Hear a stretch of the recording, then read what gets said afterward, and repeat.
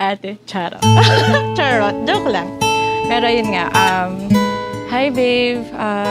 First of all, I want to say thank you. Kasi dumating ka sa kasal natin. Kahit alam ko gusto mong umayak. Pero yun nga, pangalawa kasi you gave this wonderful wedding that we never expect that will happen. Dati katrabaho lang kita, kainuman. Ngayon, asawa ko na. Oh my God. Ikaw at ako pinagtagpo, nag-usap ang ating puso, nagkasundo, magsama buhay. Hi, Mrs. Ko. Actually, ginawa ko lang to early today, guys. Honestly, I don't know where to start. Imagine 8 years. Wow. 8 long years with you. I remember nung bata pa ako, I was asking myself kung ano yung ibig sabihin ng married life. Kasi di ba, nung tayo pa lang, nung single pa tayo, we were used to being alone. I just find it so magical na a single person, in my case you, made my life a bit more, crazy, I guess. Honestly, kung tatanungin kita o tatanungin ako kung bakit kita mahal, hindi ko naman sasagot ko eh. Mahal kita kasi siguro parang may ngapon yung tawa mo.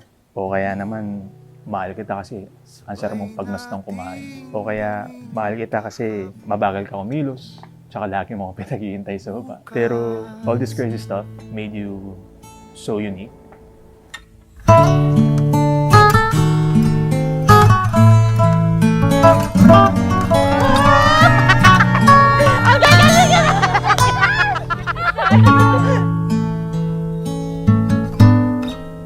Ikaw at ako, I am happy and grateful kasi may Kiko akong nakasama sa buhay.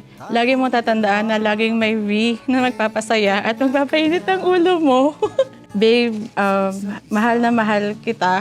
Thank you sa pagmamahal, pagtsatsaga sa akin. In almost 9 years nating pagsasama, araw-araw ko naramdaman yung init ng pagmamahal mo sa akin. Kahit galit ka at parati kang galit araw-araw. Araw-araw mo pa rin ako pinipili. Mamahalin at ganun rin ako sa'yo.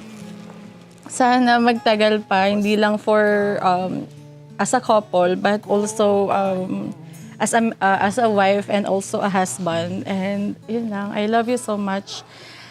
To the moon and back. Pak! Lagi kang iniisip hanggang sa panaginip. Aking puso ay naiinip na makasama ka't makita kang muli.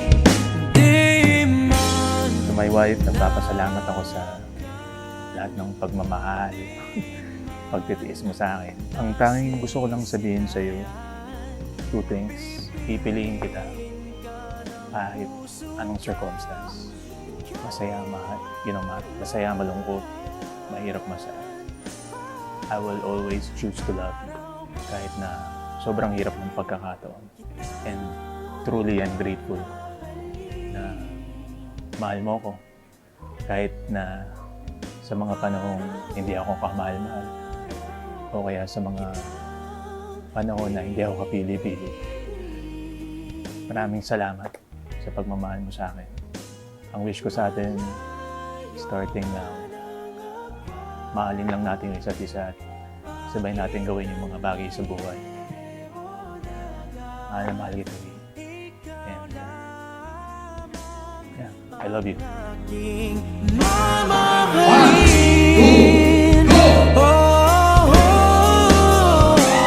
Magiging tapat ka kay Wowie. Until the end, Wowie, katulad mo. Magiging tapat ka kay Kevin hanggang dulo. Huwag mo siyang susukuan.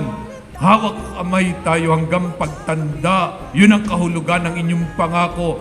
Lord, sa hirap at ginhawa, mamahalin ko po si Kevin. Maramdaman man o kalusugan, mamahalin ko po si Wowie. Kamatayan lang ang maghiwalay sa amin. Ikaw